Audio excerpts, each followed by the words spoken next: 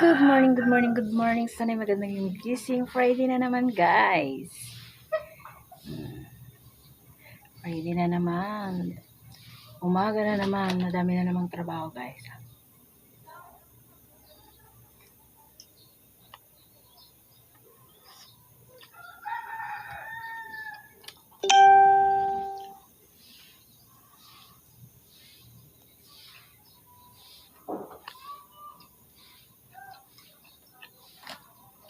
Kahapon busy ako. Hindi ako naka-rest back. Kunti lang ni rest back.